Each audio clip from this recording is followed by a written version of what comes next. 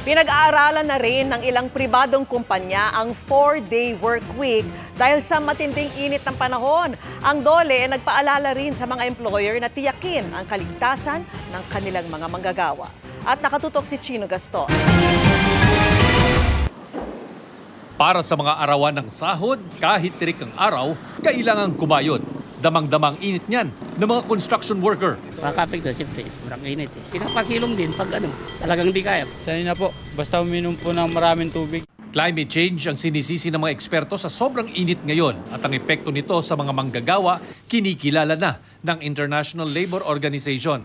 Sa kanilang pag-aaral, lumalabas na halos 2.2 bilyon o 7 sa bawat 10 manggagawa sa buong mundo ang nahaharap sa mapanganib na epekto ng climate change gaya ng init.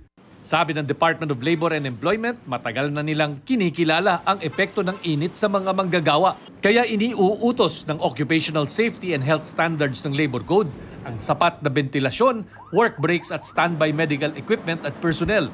May karampatang multa at parusa ang di pagsunod. Sa mga manggagawa na nagtatrabaho sa labas ng mga kumpanya o may direktang exposure sa init ng araw, kailangan magkaroon ng tinatawag po nating Construction Safety and Health Program. O nagkakaroon po sila ng mas mahabang lunch break kung saan habang tirik na tirik ang araw, wala po munang trabaho sa labas.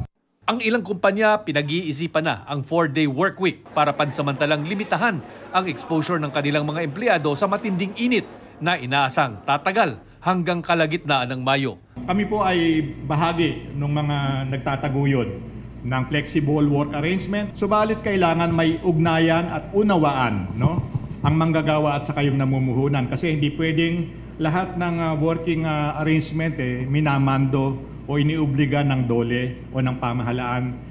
Bukod sa proteksyon sa mga manggagawa sa ilalim ng batas, tiyakin din na palaging umiinom ng tubig, may sapat na pahinga at umiwas na mabilad sa araw ng matagalan.